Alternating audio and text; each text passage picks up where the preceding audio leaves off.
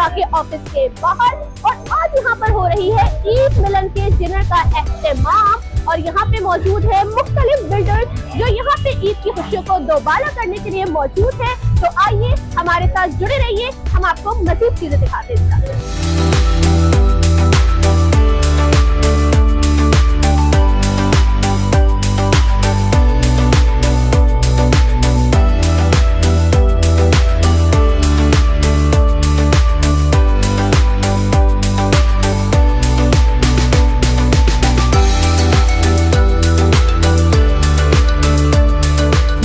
अब मैं मौजूद हूँ ऑल कराची रियल्टर एसोसिएशन के चेयरमैन सैयद काशिफ शाह के ऑफिस में। आइए इनसे बात करते हैं और आपकी बात करवाते हैं। अस्सलाम वालेकुम। वालेकुम अस्सलाम। सर, आज का जो ये प्रोग्राम रखा गया इसके हवाले से थोड़ा सा आप बताइएगा कि किस सिलसिले में ये प्रोग्राम रखा गया। देखिए, इतने माशी मुश्किलात के दौर में जहाँ लोगों को शब व रोज़ अपनी ज़रूरियात को पूरा करने में मुश्किलात पेश आ रही हैं, ख़ास तौर पर रियल एस्टेट सेक्टर, उसमें हमने जामिन टाउन के प्लेटफॉर्म से एक ईद मिलन डिनर का एहतमाम किया। बुनियादी तौर पे उसमें ख्वाहिश ये थी कि कराची भर से तमाम रियल एस्टेट एजेंट्स एक साथ जुड़े आएँ और खुशियाँ हम एक दूसरे के साथ शेयर करें। तो अल्हम्दुलिल्लाह आज पूरे कराची से रियल्टर्स ने शिरकत की, जिसमें हमारी ऑल कराची रियल्टर्स एसोसिएशन के प्लेटफॉर्म से जितनी भी इत्यादी एसोसिएशन थे वो तो थी ही, उसके साथ साथ कराची के मुख्तलिफ छोटे बड़े इलाकों से बड़ी तादाद में लोगों ने शिरकत की और अल्हम्दुलिल्लाह लोगों के आने का सिलसिला ताहाल जारी है और ये सिलसिला अब तक चल रहा है। बिल्कुल, सर ने बताया कि ईद मिलन का एहतमाम किया गया और काफ़ी यहाँ पे बिल्डर्स ने शिरकत की और आम आवाम ने भी शिरकत की और प्रोग्राम को सराहा। तो सर, मैं आपसे जानना चाहूँगी कि आजकल आप प्रॉपर्टी के काम को किस तरह देख रहे हैं? देखिए, सिर्फ आजकल की बात नहीं है, ये 2016 के बाद से रियल एस्टेट के साथ जिस तरह से सलूक किया गया वो महसूस ऐसा होता है कि हमारे अकाबरीन रियल एस्टेट और रियल एस्टेट से जनरेट होने वाली इनकम को या तो वो समझने से कासिर हैं या शायद उनका एजेंडा इस वक्त पाकिस्तान की फलाह और पाकिस्तान की बका नहीं। हम जब दुनिया जहां में नज़र डालते हैं तो रियल एस्टेट एक ऐसा सेक्टर है जहां पे इकॉनमीज़ को बेहतर बनाने के लिए मुख्तलिफ नेशंस लोगों को पुल करती हैं अपनी जानिब, वो उनको बाकायदा तौर पर इन्वेस्टमेंट करने पर मुख्तलिफ मराहत से नवाजती हैं जिसमें उनको सिटीजनशिप्स तक ऑफ़र की जाती है। लेकिन पाकिस्तान में अनफॉर्चुनेटली जहाँ इतनी बड़ी आबादी मौजूद है, जहाँ लोगों का सरमाया बाहर से पाकिस्तान में रियल एस्टेट की जानिब इन्वेस्ट करने के लिए इतना ज़्यादा भेजा जाता रहा, लेकिन आज उनके लिए इस किस्म की पॉलिसीज़ मुख्तलिफ वक्तों में अप्लाई की गई कि वो मुश्किलात का शिकार है। आज तो हालत यह है कि टैक्सेस तो बिल्कुल अलग बात है, टैक्सेस के अलावा इतने कुछ काम यहाँ पे हो रहे हैं जिसमें हमने देखा कि हुकूमत की जानिब से डीम रेंटल इनकम एक 7E का क्लॉज ला के डाला गया, यानी एक शख्स प्रॉपर्टी की ट्रांजैक्शन ना भी करे और उसके बाद माजी में अगर उसने कोई प्रॉपर्टी खरीदी है तो उसको भी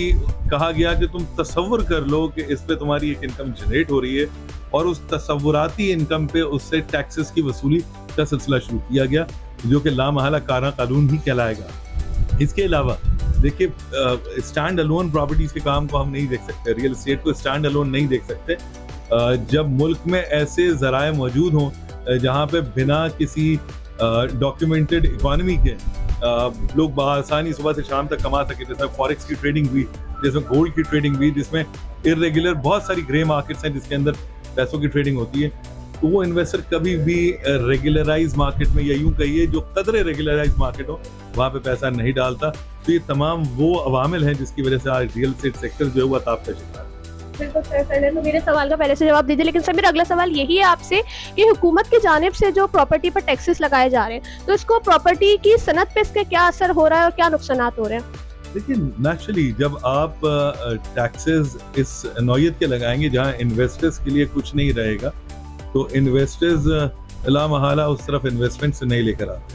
और जब किसी सेक्टर के अंदर इन्वेस्टमेंट से ना आए तो वहाँ मौजूद जो ऑलरेडी स्टेक होल्डर्स होते हैं वो अपना सरमाया पुल आउट करना शुरू करते हैं और वो एक तरफ से दूसरी जानिब मूव करना शुरू करते हैं। उससे दो बुरे असरात होते हैं। एक तो आम तौर पे हमारे यहाँ अगर देखा जाए तो हमारे यहाँ ना इंडस्ट्रीज़ के लिए वो फैसिलिटीज़ अवेलेबल हैं, ना वो रिसोर्सेज अवेलेबल हैं कि पाकिस्तान से प्रॉपर्टी में अगर लोग पैसा पुल आउट कर रहे हैं तो इंडस्ट्रीज़ की जानिब ले जाए। होता है ये पैसा पुल आउट होता है तो प्रॉपर्टीज़ के रेट नीचे आते हैं, साथ साथ ये जो पैसा पुल आउट होता है ये मुल्क से बाहर चला जाता है, जिसके बड़े आसान तरीके का लोगों के पास मौजूद है। ओवरऑल हमें ये देखना चाहिए कि किसी एक सेक्टर जो कि अगर इनकम जनरेटिंग सेक्टर है तो उसके साथ साथ कौन कौन से ऐसे सेगमेंट्स एसोसिएटेड हैं जो कि एक पर्टिकुलर काम करने की वजह से मुतासर होंगे। प्रॉपर्टी स्टैंड अलोन सिर्फ रेट्स का गेम नहीं है, बल्कि प्रॉपर्टी पाकिस्तान में हर शख्स की ज़रूरत है। इस वक्त सालाना 10 लाख से ज़ायद घरों की रिक्वायरमेंट पैदा होती है, जिसमें आप जब बनाने के लिए उस घर को जाते हैं तो आपको सीमेंट भी चाहिए, सरिया भी चाहिए, इन तमाम चीज़ों को बनाने के लिए मजदूर भी चाहिए, इन चीज़ों को लगाने के लिए फिर आपको निचले तबके का मजदूर चाहिए। ये वो सेल्फ एम्प्लॉयड लोग हैं जो कि पाकिस्तान के कोने कोने में मौजूद हैं और आज सिर्फ इस तबाहाली की वजह से सब के सब बेरोजगारी के दहाने पे खड़े हैं और ये सब के सब इससे मुतासर हैं। सर, मेरा आपसे आखिरी सवाल यही है कि रियल एस्टेट्स की फलाह बहबूद के लिए आप क्या इक़दाम कर रहे हो? देखिए, रियल एस्टेट के लिए हम क्योंकि किसी तौर से भी हम वो ताकत नहीं रखते कि हम कानून साजी खुद से कर पाए, तो लिहाजा कानून साजी करने वाले जो लोग हैं, जो अकाबरीन हैं, उन लोगों तक हम अपनी गुजारिशात पहुंचाने की कोशिश करते हैं। उसके लिए अल्लाह माला हमने ऐसे कुछ सेटअप्स बनाए हैं, ऐसी कुछ प्लेटफॉर्म्स बनाए, ऐसी एसोसिएशंस बनाई हैं जो कि अभी इर्तिका के दौर से गुजर रही हैं, लेकिन ये वो प्लेटफॉर्म है जो आगे चल के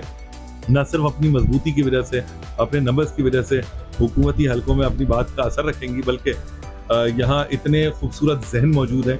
कि वो इंशाअल्लाह पाकिस्तान और बिलखुसूस इस कम्युनिटी के लिए, इस सेक्टर के लिए इंशाअल्लाह ऐसी मुशावरत देंगे जिससे एक विन विन सिचुएशन क्रिएट होगी, जहाँ हमें मुल्क के लिए रेवेन्यू इकट्ठा करना है वो भी होगा, और ये जो खुद हम किफ़ालत करते हैं अपनी, क्योंकि हमारी किसी किस्म की कोई मुआवनत हुकूमती सतह पे नहीं होती, हम सब्सिडीज़ नहीं लेते दूसरे सेक्टर्स की तरह, तो हमें भी खुद काम करने का मौका मिलेगा।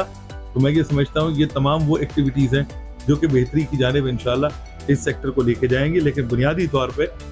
हमें काम ये करना है कि हुकूमत को भी ये बताना है कि कितने लोग हैं जो कि इस शोबे से वाबस्ता हैं। इसके लिए हम बारहा हुकूमत से गुजारिश कर रहे हैं कि एक रजिस्ट्रेशन का अमल किया जाए,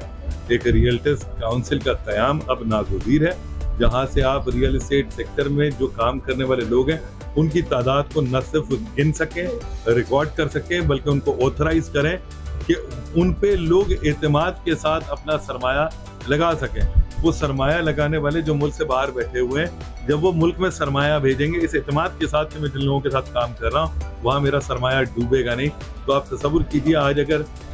$30 बिलियन की इन्वेस्टमेंट या $30 बिलियन की तरसीलात पाकिस्तान आती हैं, तो इस एतमाद की बहाली के बाद हो सकता है ये अमाउंट 20-25-30% बढ़ जाए, जिससे पाकिस्तानी जो फॉरेन रिजर्व्स हैं उनको सपोर्ट मिलेगी, पाकिस्तान में इकनॉमिक सरगर्मियाँ जना मिलेंगी। तो वो सारी चीज़ें जो कि इन्हीं रियल एस्टेट सर्विसेज के शोबे में काम करने वाले लोगों से जुड़ी हुई।